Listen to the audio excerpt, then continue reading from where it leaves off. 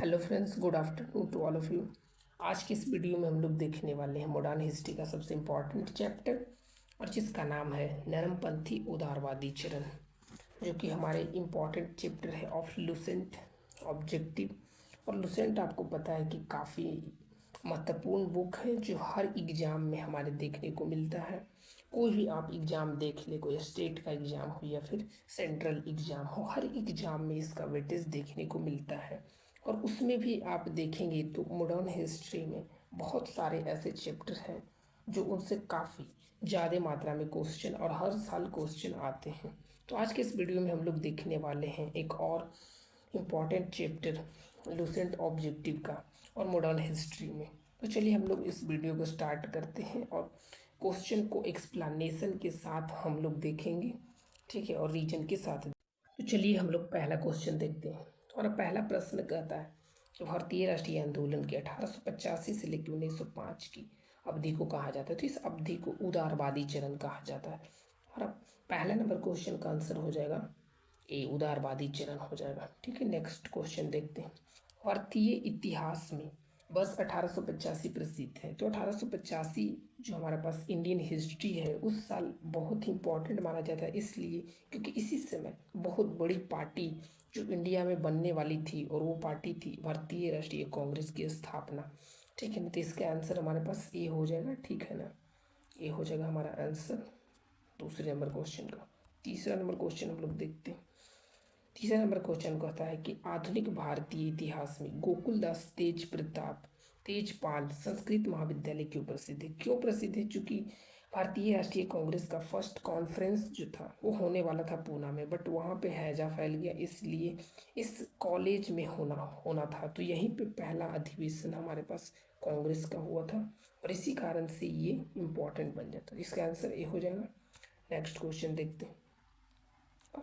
4 number question हमारे पास कहता है 1885 से लेके 1905 के काल के भारतीय राष्ट्रीय आंदोलन में उदारवादी नेताओं का प्रभुत्व था।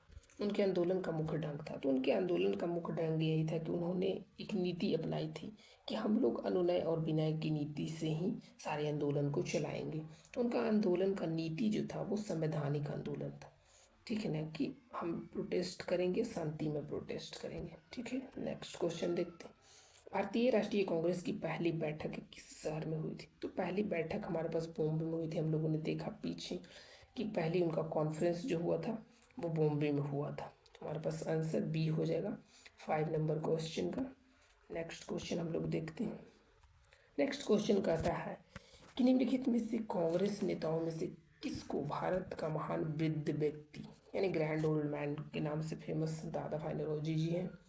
ये भी हाईलाइटेड क्वेश्चन है। हमारे पास 6 नंबर क्वेश्चन का आंसर सी हो जाएगा, सही जवाब। नेक्स्ट क्वेश्चन देखते हैं। किस गवर्नर जनरल के कार्यकाल के दौरान भारतीय राष्ट्रीय कांग्रेस बनी थी? तो आप बताइए उनका नाम, जिनके समय पर राष्ट्रीय कांग्रेस बनी थी। उनका नाम है हमारे पास लॉर्ड डफरिन। ठीक है ना, तो डफरिन के समय के काल हमारे पास भारतीय राष्ट्रीय कांग्रेस का स्थापना की गई थी, जो कि रिटायर्ड सिविल सर्वेंट थे, उन्हीं के द्वारा की गई थी। ठीक है ना, और नेक्स्ट क्वेश्चन देखते हैं। हमारा कहता है 8 नंबर क्वेश्चन कि भारतीय विश्वविद्यालय अधिनियम 1904 में वायसराय के काल, मतलब पूछ रहे कि किस वायसराय के काल में ये हमारे पास विश्वविद्यालय अधिनियम जो आया था, किसके काल में आया था? वो था कर्जन। ठीक है ना, तो कर्जन के समय पे ये एक्ट आया था। कर्जन जब गवर्नर जनरल थे तब। एक्चुअली ये गवर्नर जनरल नहीं होंगे, ये वाइसराय होंगे, लॉर्ड कर्जन, क्योंकि 1904 का समय है। ठीक है ना, तो नेक्स्ट क्वेश्चन देखते हैं। भारतीय सिविल सेवा इंडियन सिविल सर्विसेज में चुने गए भारतीय पहले भारतीय कौन है? तो पहले भारतीय का नाम बताना। तो ये भी काफ़ी हाईलाइटेड क्वेश्चन है। सत्येंद्र नाथ टैगोर हो जाएंगे, जो पहले भारतीय सिविल सर्विस को क्रैक किए थे ब्रिटिश टाइम पे। 9 नंबर क्वेश्चन का आंसर हमारे पास ए हो जाएगा। नेक्स्ट क्वेश्चन देखते हैं। नेक्स्ट क्वेश्चन कहता है कि इंडियन नेशनल कांग्रेस के संस्थापक कौन थे? तो नेशनल कांग्रेस के संस्थापक जो हमारे माने जाते हैं वो ए यू ह्यूम माने जाते हैं। इन्हीं का नाम है एलन ऑक्टोबियन ह्यूम। ठीक है, नहीं तो इसका आंसर सी हो जाएगा। क्वेश्चन नंबर 10 का आंसर सी हो जाएगा। ठीक है, नेक्स्ट क्वेश्चन देखते हैं। हर्मिट ऑफ शिमला, इन्हीं को कहा जाता है हर्मिट ऑफ शिमला।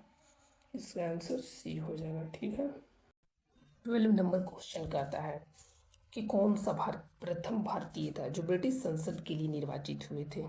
तो कौन ऐसा भारतीय थे जो ब्रिटिश संसद के लिए निर्वाचित हुए थे।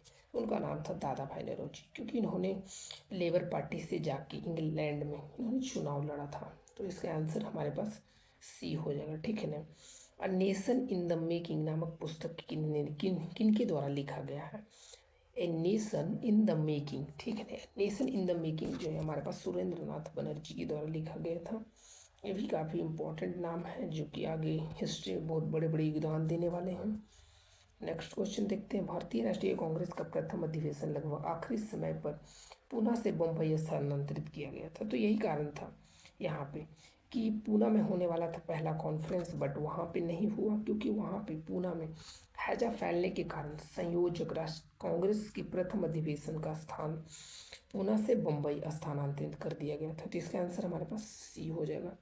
ठीक है, सी हमारे पास राइट आंसर हो जाएगा। नेक्स्ट क्वेश्चन देखते हैं। निम्नलिखित कथनों पर विचार कीजिए।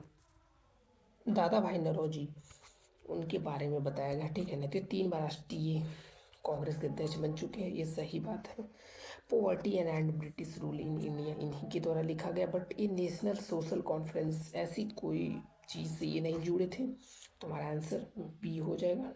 ठीक है ना। 1 और 2 हो जाएगा, क्योंकि इन नेशनल सोशल कॉन्फ्रेंस इस जैसी कोई कॉन्फ्रेंस या फिर कोई ऑर्गेनाइजेशन संस्था से नहीं जुड़े थे।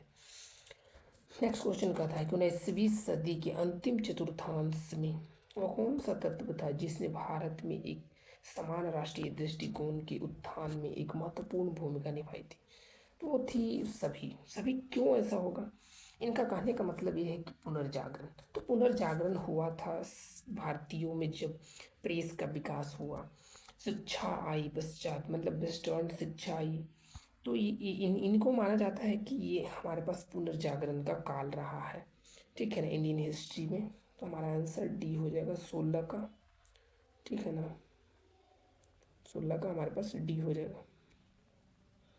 नेक्स्ट क्वेश्चन कहता है हमारे पास कि 1885 ईस्वी में भारतीय राष्ट्रीय कांग्रेस की स्थापना के पीछे कुछ तात्कालिक कारण थे। मतलब पूछ रहा है कि जब भारतीय राष्ट्रीय कांग्रेस की स्थापना हो रही थी तो उस समय कोई तात्कालिक कारण होगी, उसकी वजह से तुरंत इंडियन नेशनल कांग्रेस की स्थापना की गई थी।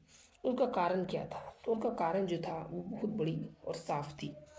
ठीक है ना। वो कारण था कि रसिया बहुत तेज़ी से अफ़गान में, ठीक है ना, पाना चाहता था कि यहाँ पे हमारा प्रभुत्व हो, और ब्रिटिश का डर था कि कहीं अगर अफ़गानिस्तान में आ जाए और वहाँ से कहीं इंडिया पे ना अटैक कर दे। तो ये युद्ध का, ठीक है ना, कारण था कि 1870-80 में द्वितीय आंग्लो अफ़गान युद्ध था।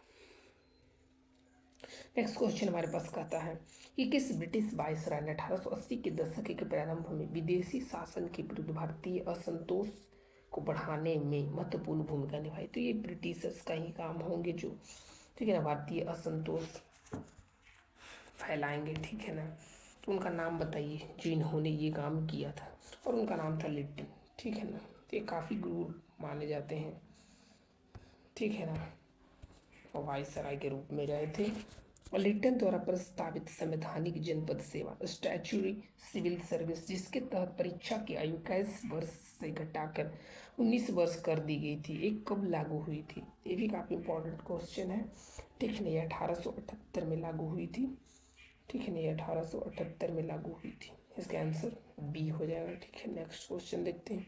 इल्बर्ट बिल विवाद किस वायसराय के काल में हुआ था। इल्बर्ट बिल भी काफ़ी फेमस है मॉडर्न हिस्ट्री में, बहुत सारे इस पे क्वेश्चन आ चुके हैं वेरियस एग्जाम्स में। तो ये हमारे पास रिपन के काल में हुआ था। ठीक है, रिपन के काल में हुआ था। ठीक है ना। भारतीय संघ इंडियन एसोसिएशन के संस्थापक थे। तो इंडियन एसोसिएशन भी एक काफ़ी महत्वपूर्ण एसोसिएशन था जो हमारे पास इंडियन सिविल सर्वेंट्स में बहुत सारे सुधार लाने के प्रयास की गई थी इसके माध्यम से। तो ये किनके द्वारा लाया गया था। ठीक है। तो ये सुरेंद्र नाथ बनर्जी के द्वारा लाए गए थे, खुद ही एक बर्खास्त सिविल सर्वेंट थे। ठीक है ना। इनको बर्खास्त कर दिया गया था सिविल सर्वेंट से।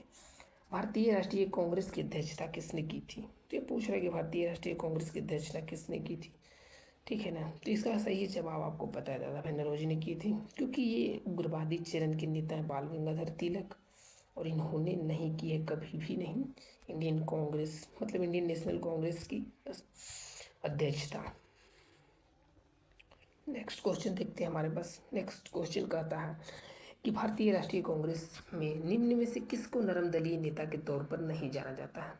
तो नरम दलीय कहने का मतलब है कि जो जिनका विचार अनुनय विनिमय था, तो वो कौन थे, ठीक है ना। वो थे, आपको पता ही है, एम.जी. रनाडे थे, आर.पी. दत्त थे, इन सब नेता थे। उनमें पूछ रहा है कि नहीं कौन है, ठीक है ना। तो हमारे पास बाल गंगाधर तिलक हो जाएंगे, क्योंकि ये बाल पाल, ठीक है, लाल बाल पाल, जिन्हें माना जाता है कि ये सब एक्सट्रीमिस्ट फेज का क्या है, लीडर्स हैं, जो कि इंडियन नेशनल कांग्रेस में आए, इनको फिर अलग भी कर दिया गया था, ठीक है ना। इसका आंसर ए हो जाएगा। नेक्स्ट क्वेश्चन देखते हैं हमारे पास। अगला क्वेश्चन कहता है कि भारतीय राष्ट्रीय कांग्रेस की स्थापना किस वर्ष की गई थी? तो ये तो काफ़ी सिंपल क्वेश्चन, 1885 में, ठीक है। इनमें से कौन नरमपंथी नहीं थे? आपको पता है बाल गंगाधर तिलक जी थे, यानी लाल बाल पाल, पता ही है, वो सब एक्सट्रीमिस्ट फेज के नेता हैं, और भारतीय राष्ट्रीय कांग्रेस के संस्थापक में एक हैं। आपको पता है कि वो मिलिट्री कमांडर थे, वो भी एक रिटायर्ड सिविल सर्वेंट थे, ठीक है ना, रिटायर्ड सिविल सर्वेंट थे, मिलिट्री कमांडर थे, ए.यू. जिन्होंने ही ये फर्स्ट कॉन्फ्रेंस करवाया था, ठीक है ना। अधिकतर नरमपंथी नेता थे, अधिकतर नरमपंथी नेता जो थे हमारे पास, वो शहरी क्षेत्रों से थे, ठीक है ना, वो शहरी क्षेत्रों से थे। तो हमारे पास बी आंसर सही हो जाएगा। नेक्स्ट क्वेश्चन कहता है कि 1905 में बंगाल विभाजन किस वायसराय के काल में हुआ था? तो आपको पता है कर्जन के समय हुआ था, और कर्जन ने ही ये काम करवाया, हिंदू मुस्लिम की एकता को तोड़ने के लिए बंगाल का विभाजन करवा दिया गया था। अगला क्वेश्चन कहता है निम्नलिखित में से उनके संगठन के आधार पर क्रमवार सजाइए। तो सबसे पहला मतलब ये सब संस्था जो है ना, वो इंडियन नेशनल कांग्रेस की पूर्व राजनीतिक संस्था है, जो कि अलग अलग प्रोविंस में स्थापना की गई थी, ब्रिटेन में भी स्थापना की गई थी, उनको एक क्रम से सजाना है। तो सबसे पहला कौन हो जाएंगे? तो सबसे पहला हमारे पास बॉम्बे एसोसिएशन, क्योंकि बॉम्बे से स्टार्ट हुआ था, तो सबसे पहले बॉम्बे के पहले भी बंगाल में भी था बहुत सारे, ठीक है ना। तो सबसे पहले बॉम्बे एसोसिएशन हो जाएगा, ठीक है ना। बॉम्बे एसोसिएशन के बाद इंडियन एसोसिएशन, जो कि आपको पता है सुरेंद्र नाथ बनर्जी और अरविंद घोष के द्वारा ये स्थापना की गई थी। दूसरा हमारे पास आ जाता है इंडियन लीग, ठीक है ना। इंडियन लीग को ही फिर बाद में है ना इंडियन एसोसिएशन कहा गया था। फिर आता है हमारे पास मद्रास महाजन सभा, ठीक है ना। तो हमारे पास आंसर सी हो जाएगा 29 का, ठीक है ना। नेक्स्ट क्वेश्चन का था कि भारतीय राष्ट्रीय कांग्रेस की प्रथम मुस्लिम प्रेसिडेंट थे। अब नेशनल कांग्रेस मतलब इंडियन नेशनल कांग्रेस के प्रथम मुस्लिम जो अध्यक्षता उन्होंने की थी, उनका नाम तो था वो बदरुद्दीन तैयब जी थे, ठीक है ना। क्योंकि अबुल कलाम आज़ाद भी रहे हैं, बट वो अभी आगे चल कर रहेंगे जब क्रांतिकारी आंदोलन स्टार्ट होगा तब। और अबुल कलाम आज़ाद जी जो थे, वही सबसे लंबे समय तक अध्यक्षता करने वाले भी व्यक्ति हैं। अगला प्रश्न हमारे पास कहता है कि ब्रिटिश हाउस ऑफ कॉमन्स का चुनाव प्रथम भारतीय जिसने लड़े थे, ठीक है ना, हाउस ऑफ कॉमन के लिए, ठीक है। ये भी हमारे लोकसभा की तरह ब्रिटिश संसद में हाउस ऑफ कॉमन माना जाता है। तो कौन ऐसा भारतीय थे जिन्होंने प्रथम चुनाव लड़ा था, ठीक है ना, प्रथम बार उन्होंने चुनाव लड़ा था? उनका नाम हमारे पास क्या है, उनको बताना है। उनका नाम जो था वो W.C. बनर्जी, इन्हीं का नाम है, उमेश चंद्र बनर्जी, ठीक है ना। इसका आंसर डी हो जाएगा, ठीक है ना। नेक्स्ट क्वेश्चन देखते हैं। किसने कहा था कि कांग्रेस पतन के लिए लड़खड़ा रही है? मेरी सबसे बड़ी अभिलाषा जब तक मैं भारत में हूँ कांग्रेस की शांतिपूर्ण समाप्ति में सहयोग करना। तो इस बात को कर्जन, ये स्टेटमेंट कर्जन ने दिया था, और ये काफ़ी इम्पोर्टेंट भी है, आने के चांसेस बन जाते हैं। बहुत सारे वेरियस एग्जाम में भी पूछा गया, देख सकते हैं BPSC एंड UPSC। तो UPSC में भी पूछा जा चुका क्वेश्चन है, ठीक है ना। नेक्स्ट क्वेश्चन हमारे पास देखते हैं। नेक्स्ट क्वेश्चन कहता है कि भारतीय राष्ट्रीय कांग्रेस की 1905 के बनारस अधिवेशन की अध्यक्षता किसने की थी? तो बनारस की अध्यक्षता जो थी वो गोपाल कृष्ण गोखले जी के द्वारा किया गया था। ठीक है ना। इन्हीं का नाम है G.K. गोखले। ठीक है ना। इसका आंसर सी हो जाएगा हमारे पास। ठीक है ना, सी आंसर हो जाएगा हमारे पास। नेक्स्ट क्वेश्चन देखते हैं। नेक्स्ट क्वेश्चन कहता है कि निम्नलिखित में से कौन भारतीय राष्ट्रीय कांग्रेस के स्थापना अधिवेशन में उपस्थित नहीं थे? तो ये सुरेंद्र नाथ बनर्जी जी थे। तो इंडियन एसोसिएशन का कॉन्फ्रेंस कलकत्ता में कर रहे थे और उस टाइम वो कलकत्ता में थे। इसी कारण से वो इंडियन नेशनल कांग्रेस की जो स्थापना यानी प्रथम कॉन्फ्रेंस बॉम्बे में हो रही थी, उस टाइम वो वहाँ पे प्रेजेंट नहीं थे। तो हमारा आंसर डी हो जाएगा।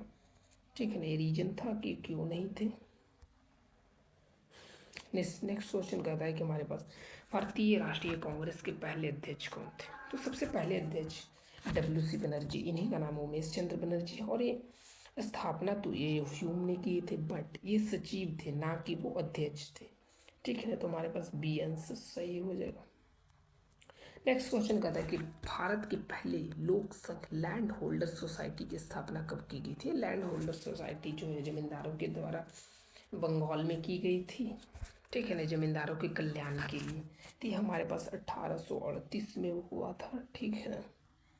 1838 में हुआ था। नेक्स्ट क्वेश्चन कहता है कि लैंड होल्डर सोसाइटी की स्थापना किसके कल्याण के लिए की गई थी? तो ये लैंड होल्डर्स नाम से ही है कि लैंड होल्डर मतलब जमींदारों के लिए। ठीक है ना। तो ये जमींदारों के कल्याण के लिए ये स्थापना की गई थी। आंसर ए सही हो जाएगा। नेक्स्ट क्वेश्चन कहता है कि दादा भाई नौरोजी ने 1866 में ईस्ट इंडिया एसोसिएशन की स्थापना, क्योंकि ईस्ट इंडिया एसोसिएशन ये लंदन में स्थापना की गई थी। ठीक है ना। ये भारत में स्थापना नहीं की गई थी इनका। नेक्स्ट क्वेश्चन कहता है कि 1870 ईस्वी में पूना सार्वजनिक सभा की स्थापना किसने की थी? तो पूना सार्वजनिक सभा की स्थापना बॉम्बे में हुआ था। और बॉम्बे में महागोविंद रनाडे, जिस इन्हीं को MG रनाडे के नाम से भी जाना जाता है, और इन्होंने किया। चलिए अगला प्रश्न देखते हैं। अगला प्रश्न कहता है कि निम्नलिखित कथनों पर विचार करिए। ठीक है ना। भारतीय राष्ट्रीय कांग्रेस की प्रथम अधिवेशन कलकत्ता में हुई थी। ये गलत बात है। ठीक है ना। कलकत्ता में नहीं हुआ था, ये बॉम्बे में हुआ था। ठीक है ना। भारतीय राष्ट्रीय कांग्रेस का दूसरा अधिवेशन दादा भाई नौरोजी की अध्यक्षता में हुई थी। ये सही बात है। और भारतीय राष्ट्रीय कांग्रेस तथा मुस्लिम लीग की दोनों लखनऊ में 1916 में अधिवेशन किया गया था, जिसे लखनऊ समझौता या फिर लखनऊ पैक्ट भी कहा जाता है। तो ये भी सही हो जाएगा। इसका आंसर हमारे पास सी हो जाएगा। ये दोनों दोनों जो कथन है हमारे पास सही है।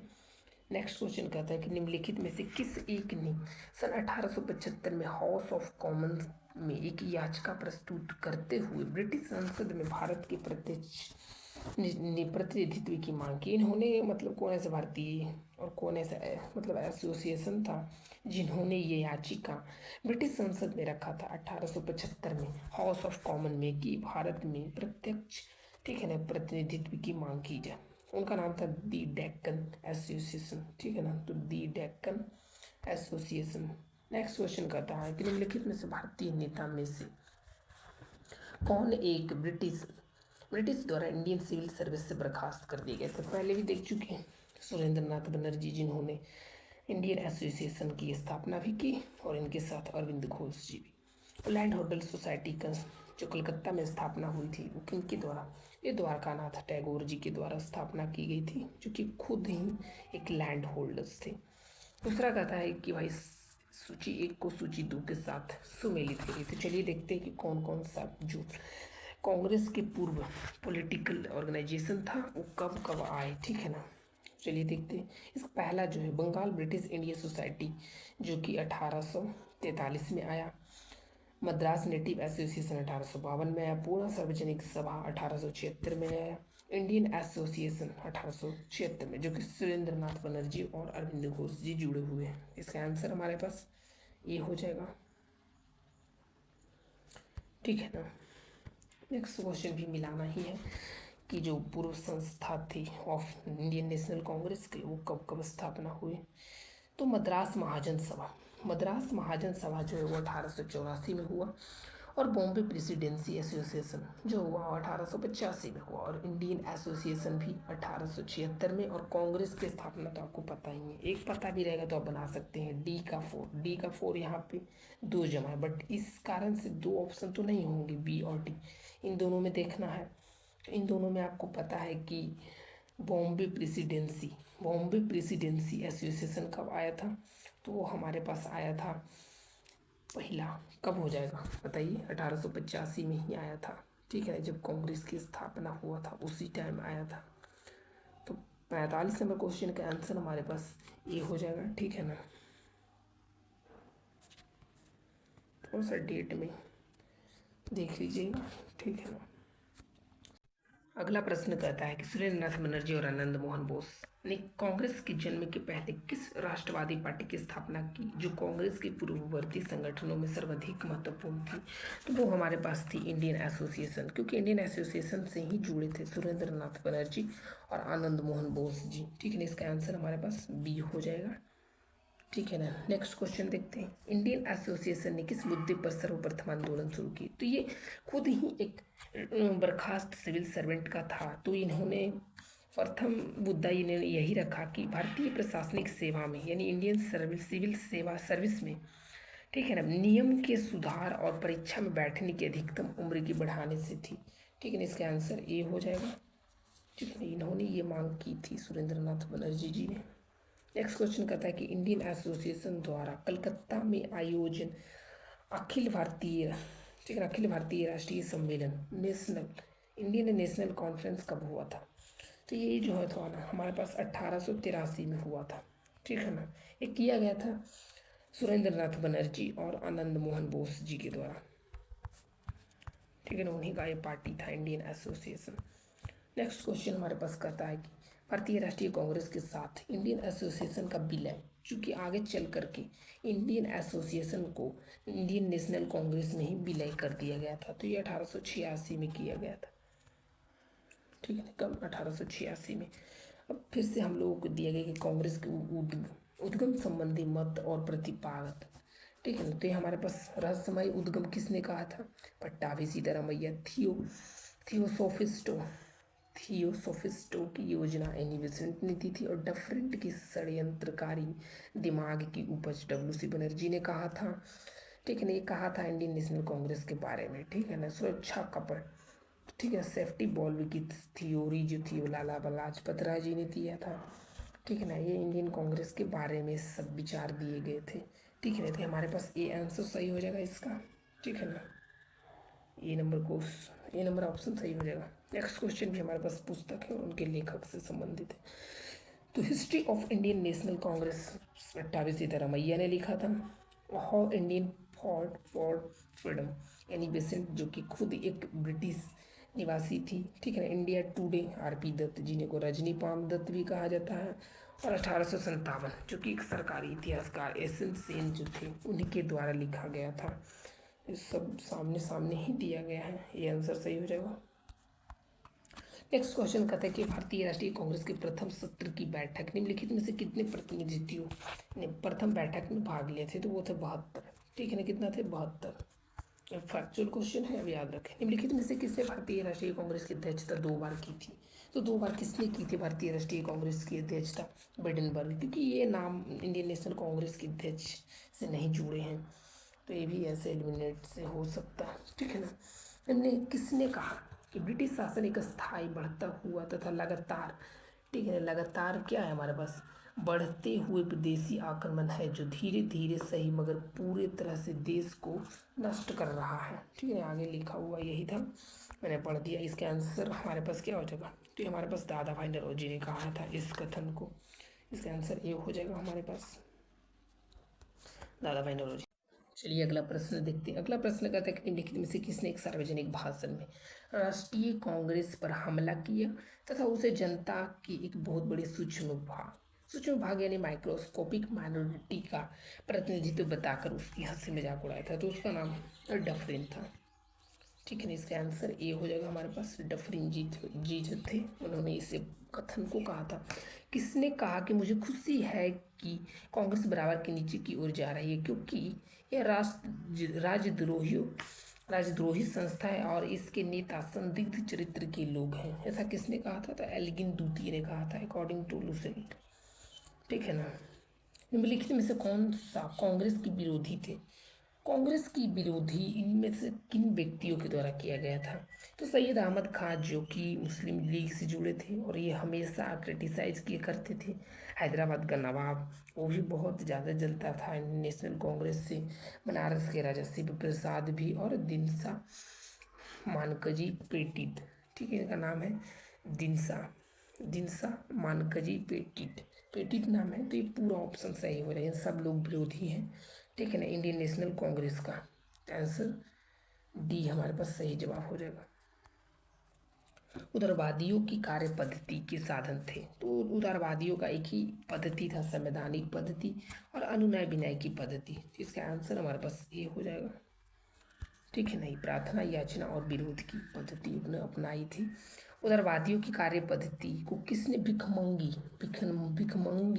राजनीतिक, ठीक है, संज्ञा दी थी? भिखमंगी राजनीति की संज्ञा दी थी। उनका क्या नाम था? उनका नाम था उग्रवादियों। उग्रवादियों के नेता आपको पता है, लाल बाल पाल। उन्होंने में से किसी ने कहा था कि ये हमारे पास भिखमंगी राजनीति है। ठीक है, नेक्स्ट क्वेश्चन देखते हैं। नेक्स्ट क्वेश्चन कहता है कि ब्रिटिश साम्राज्य के अंतर्गत स्वशासन की मांग सबसे पहले किसने और कब की थी? तो दादा भाई नौरोजी ने की थी। ये दादा भाई नौरोजी जो थे ना, वो इंडियन पॉलिटिक्स में काफ़ी एक्टिव रहे और बहुत सारी चीज़ों के बारे में उठाई भी बात को भी, ब्रिटिश पार्लियामेंट में और इंडिया में भी। उदारवादियों के प्रमुख योगदान थे। तो उदारवादियों के प्रमुख योगदान यही था कि हमारे पास ब्रिटिश शोषण की नीति की ओर जनता का ध्यान को खींचना।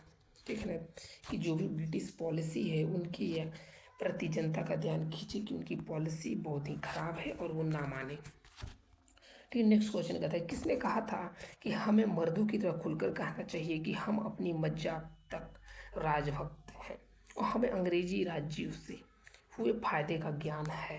ठीक है ना, देखिए इसे किस व्यक्ति ने कहा था? ये भी दादा भाई नौरोजी जी ने ही कहा था। ठीक है, नेक्स्ट क्वेश्चन कहता है किसने कहा था कि भारतवर्ष तलवार के बल पर जीता गया था और तलवार के बल पर ही उसे ब्रितानी कब्जे में रखा गया है? तो ऐसा कहने वाले कौन व्यक्ति थे? उनका नाम था एल्गिन। अगला प्रश्न कहता है कि किसने उदारवादियों के संबंध में कहा कि अपनी शिकायतों का निवारण करने तथा रियायत पाने के लिए उन्होंने 20 साल से अधिक समय कमोवेश जो आंदोलन चलाया उसमें उन्हें रोटियों के बजाय पत्थर मिला? तो ऐसा लाला लाजपत राय जी ने कहा था, जो कि उग्रवादी एक्सट्रीमिस्ट फेज से जुड़े हुए थे, उनके लीडर थे। किस उग्रवादी नेता ने उदारवादियों के संबंध में कहा था कि यदि हम साल में एक बार मेढक की तरह टटरा कर चुप रहे तो हमें कभी अपने प्रयासों में सफलता नहीं मिलेगी? तो ऐसा कहने थे वाले व्यक्ति जो थे वो भी उग्रवादी से ही संबंधित थे, बाल गंगाधर तिलक जी थे। नेक्स्ट क्वेश्चन हम लोग देखते हैं। नेक्स्ट क्वेश्चन कहता है कि 1897 में किसकी गिरफ्तारी के बाद राष्ट्रीय कांग्रेस में एक नया मोड़ आया? तो वो थे कौन? ये बहुत बड़े नाम था, ठीक है ना, बाल गंगाधर तिलक। क्योंकि इनकी गिरफ्तारी पर बहुत सारे लोग जो थे ना वो रोड पर प्रोटेस्ट करने के लिए उतर गए थे। तो वो बहुत ही पॉपुलर पीपल थे उस समय के अनुसार। निम्नलिखित में से किसने इंडियन नेशनल कांग्रेस की नरमदलीय राजनीति की व्यवस्थित आलोचना की मतलब कि न्यू लैप्स फॉर ओल्ड शीर्षक लेखक इस श्रृंखला में की है? उनका नाम क्या है? उनका नाम है अरविंद घोष। ठीक है ना, ये ऑप्शन सही हो जाएगा। गोपाल कृष्ण गोखले ने किस वर्ष भारत सेवक मंडल की स्थापना की थी? ठीक है ना, कब की थी? 1905 में की थी। इसका आंसर डी हो जाएगा। ठीक है ना, भारत में लॉर्ड कर्जन के प्रशासन की तुलना औरंगजेब से किसने की थी? तो थे गोपाल कृष्ण गोखले। ठीक है ना, गोपाल कृष्ण गोखले जी ने तुलना की थी लॉर्ड कर्जन को औरंगजेब से। उनकी नीतियाँ की तरह ये भी नीतियाँ अपना रहा था। नेक्स्ट क्वेश्चन कहता है कि राजा जनता के लिए बने हैं, जनता राजा के लिए नहीं बनी है। राष्ट्रीय आंदोलन के दौरान निम्नलिखित में से किसने यहाँ वक्तव्य दिया था? ठीक है, उनका नाम क्या है वो बताइए। दादा भाई नौरोजी ने ही ऐसा बोला था। ठीक है ना, ऑप्शन सी सही हो जाएगा। नेक्स्ट क्वेश्चन कहता है कि भारतीय राष्ट्रीय कांग्रेस का गठन होने के तुरंत बाद ब्रिटिश राष्ट्रवादियों के प्रति सयालु हो गया। हो गए। निम्नलिखित में से किसने कहा कि कांग्रेस केवल विशिष्ट वर्ग यानी माइक्रोस्कोपिक माइनॉरिटी का ही प्रतिनिधित्व करने वाला एक संस्था है ना। डफरिन ने कहा था ऐसा, पीछे भी देखे थे हम लोगों ने। तो हमारा लास्ट क्वेश्चन कहता है कि इनमें से किसने यह लिखा कि कांग्रेस का जन्म एक षड्यंत्र के तहत हुआ जिसका उद्देश्य था कि भारत में एक लोकप्रिय जन उभार को पहले से ही रोकना और पूंजीवादी नेता को शामिल था। तो ये कहने वाले कौन थे? तो इनका नाम जो था वो था आरपी दत्त। इन्हीं को बोला जाता है रजनीपाम दत्त। ठीक है ना। तो हमारा सारा क्वेश्चन हमने करवा दिया इस चैप्टर का। ठीक है ना। अगर वीडियो अच्छा लगी हो तो चैनल को सब्सक्राइब जरूर कर ले ताकि और वीडियो ला सके। Thanks for watching.